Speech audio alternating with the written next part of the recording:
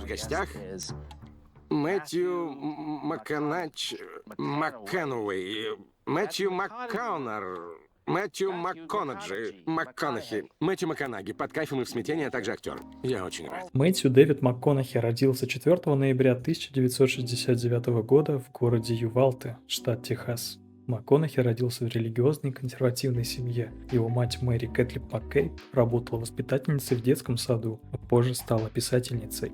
Его отец Джеймс Дональд МакКонахи был владельцем АЗС, профессионально играл в американский футбол. Родители Мэтью дважды женились и трижды разводились. Мэтью МакКонахи был очень популярен в старших классах школы. Его популярность отложила отпечаток и на его увлечениях. Во время учебы в старших классах Мэтью МакКонахи очень любил вечеринки, пока один из его приятелей, Роб Бендлеров, не раскритиковал образ жизни Мэтью. После разговора с Робом МакКонахи и стал проводить субботы за просмотром фильмов. С этой поры началось увлечение МакКонахи кинематографом. В 1988 году он выпустился из школы Лонгвью. На выпускном балу ему присудили титул главного красавчика школы и записался в программу обмена студентами. 19-летний МакКонахи год прожил в австрийском городе Уорнервейл, штат Новый Южный Уэльс. После окончания школы МакКонахи не определился до конца с тем, с какой профессией он хочет связать свою жизнь. Он выбирал между изучением юриспруденции в Южном методистском университете в Далласе и изучением кинематографа в Техасском университете в Остине. Вдохновившись книгой Ога Мандина «Величайший торговец в мире», МакКонахи твердо решил связать свою жизнь с кинематографом. Для того он поступил на факультет коммуникации, в 1993 году окончил его по специальности радио, телевидение и кинематограф. Актерскую карьеру МакКонахи начал в 1991 году во время обучения в колледже. Его первыми актерскими работами стали съемки в рекламных роликах, в частности пива Miller Lite и остинской газеты Austin American Statesman. В ноябре 1992 года МакКонахи сыграл главную роль в клипе Триши Йервуд и вокалиста группы Eagles Дина Хенли. В том же 1992 году Мэтью МакКонахи принял участие в съемках сериала «Неразгаданные тайны». В 1993 году состоялся дебют Мэтью МакКонахи в кино. Он снялся в эпизодической роли в фильме «Парень с того света». В этом же году МакКонахи получает роль в фильме Ричарда Линклейтера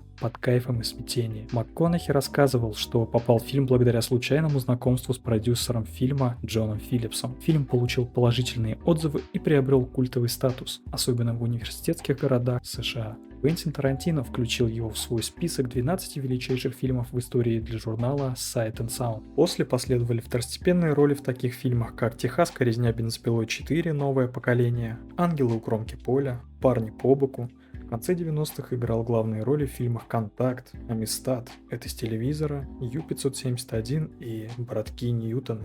Однако, далеко не все эти фильмы оказались успешными, и многие режиссеры переживали брать на главные роли Мэтью МакКонахи, так как его участие в фильмах чаще всего ознаменовывало их провал. Но все изменилось, когда Мэтью окончил университет и переехал в Лос-Анджелес. Благодаря таланту и приятной внешности, карьера его развивалась быстро и успешно. Он получил главную роль в фильме 96 года «Время убивать», после чего его заметили режиссеры и начали приглашать его в свои фильмы. Кроме того, «Время убивать» принес актеру премию MTV Movie Awards. В дальнейшем МакКонахи продолжал активно сниматься, и слава его лишь росла. На счету МакКонахи есть и сценарий к фильму «Мятежник», а также режиссерская и продюсерская работа. С 2001 по 2010 года в основном снимался в романтических комедиях, таких как «Свадебный переполох», «Как отделаться от парня за 10 дней». В промежутке он играл в мелодраме «Маленькие пальчики», в фантастике «Власть огня» с Кристианом Бейлом и Джерардом Батлером.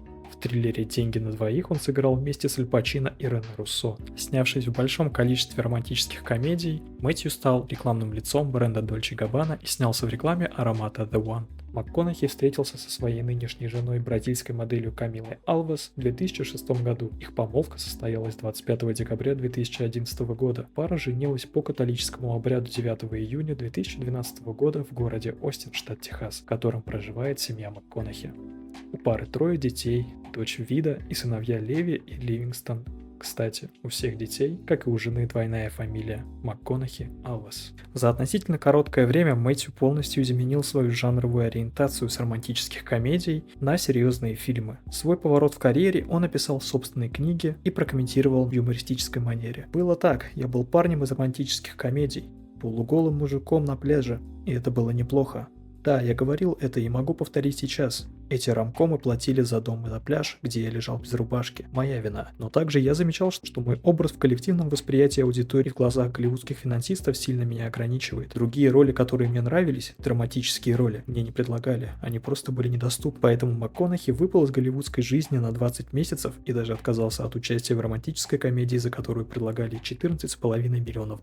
После этого перерыва и еще 14 месяцев полного отсутствия предложений все изменилось. Полностью исчезнув, перестав быть полуголым чуваком на пляже, уйдя из вашего поля зрения и из кинотеатров, я стал заманчивой идеей. Где был МакКонахи? Вы про него забыли. Теперь он отлично подходит под настоящего детектива и прочие интересные фильмы. Период с 2011 по 2014 год кинокритики иронично называют МакКонасенс, от МакКонахи и Ренессанс. В это время актер обращается к более серьезным проектам. В 2011 году вышел детектив «Линкольн для адвоката». В этом же году МакКонахи снялся в черной комедии «Берни», а также сыграл продажного полицейского и наемного убийцу в триллере «Киллер Джо». В начале 2012 года МакКонахи снялся в фильме Стивена Содерберга «Супер Майк». Картина имела успех у критиков и собрала в мировом прокате $167 миллионов при бюджете в 7 миллионов, а сам МакКонахи получил премию «Независимый дух» за лучшую мужскую роль второго плана. В 2013 году МакКонахи сыграл в фильме «Далласский клуб покупателей» роль Рона Вудруфа, электрика и ковбоя, который узнает, что болен СПИДом. Для роли МакКонахи пришлось похудеть на 22 килограмма. Игру актера высоко оценили критики. Он получил множество наград, включая премии «Золотой глобус» и «Оскар» за лучшую мужскую роль. В этом же году сыграл небольшую роль в фильме Мартина Скорсезе «Волк с Уолл-стрит».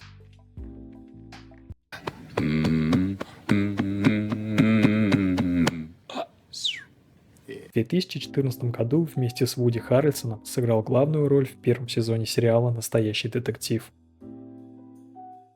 Никто себя не реализует. Разве что сдохнув. Тоже мне хорошо. Нет. Нет. В этом же году выходит легендарный «Интерстеллар», в котором МакКонахи исполняет главную роль. Ты как-то сказал мне, что когда ты вернешься, мы можем быть одного возраста. Сегодня мне столько же, сколько было тебе, когда ты уехал. Так что сейчас самое время тебе вернуться. В апреле 2014 года был признан одним из 100 самых влиятельных людей в мире по версии журнала Time. 17 ноября 2014 года МакКонахи получил собственную звезду на Аллее Славы. Совместно со своей женой Камилой Алвес МакКонахи создал и поддерживает благотворительную организацию Just Keep Living Foundation, которая занимается пропагандой здорового образа жизни среди учащихся старших классов школы. 25 февраля 2016 года благотворительная деятельность МакКонахи была отмечена премией Unite for Humanity. В феврале 2020 года выходит криминальная комедия Гая Ричи «Джентльмены», благодаря которому МакКонахи также получил широкую огласку. В наших джунглях закон один. Если лев голоден, он ест. В том же году издательство Краун выпустило автобиографическую книгу МакКонахи «Зеленый свет», которая сразу же получила огромную популярность и попала в список бестселлеров The New York Times. Из интересных фактов об актере также можно отметить, что еще в 2005 году в интервью журналу People Мэтью заявил, что он на протяжении более чем 20 лет не пользуется дезодорантом и одеколоном. В вечернем шоу Джимми Киммел в прямом эфире МакКонахи рассказал историю, согласно которой с самого детства он откликается только на имя Мэтью, но никак не на имя Мэтт, так как его мама Мэри запретила ему делать это, поскольку назвала его в честь одного из апостолов. В настоящее время Мэтью МакКонахи имеет 41 награду и еще 74 номинации в области кино, среди которых премия «Оскар» за лучшую мужскую роль, премия «Золотой глобус», премия «Сатурн». В 2021 году актер планировал баллотироваться на пост губернатора Техаса, но позже от этой идеи отказался. Чистое состояние Мэтью МакКонахи в 2023 году оценивалось примерно в $160 миллионов. Знаменитый актер получает большую часть своего дохода от актерской карьеры, но помимо актерской деятельности Мэтью также зарабатывает на рекламных сделках с крупными брендами, среди которых собственный бренд текилы Pantalones, который он запустил вместе со своей женой. Pantalones Organico. Please do not keep yours on. Также он является талантливым автором и зарабатывает деньги на продаже книг. Он написал несколько книг, в том числе «Зеленый свет», и книга под названием «Просто потому что». В заключение хочется сказать, что никто не открывал перед МакКонахи главные роли. Зачастую он выбивал их сам в моменте, даже если он получал какую-нибудь небольшую роль, он все равно за нее брался и пытался доказать, что не такая уж она и второстепенная, а более чем основная, и иногда это срабатывало, как, например, в фильме «Время убивать». Актер столкнулся с трудностями в начале своей карьеры, поскольку его относили к определенному типу актеров, которые играют в романтических комедиях. МакКонахи продолжал настаивать на своем и верить в способности профессионального актера. На протяжении всей своей карьеры он шел на риск и соглашался на сложные роли, чтобы расширить свой диапазон и разрушить эти стереотипы. Его преданность делу и вера окупились, и теперь МакКонахи стал одним из самых громких имен в Голливуде. Ну а если вы знаете еще какие-нибудь интересные факты про Мэтью МакКонахи, можете оставлять их в комментариях. И обязательно пишите, чью биографию хотели бы услышать еще.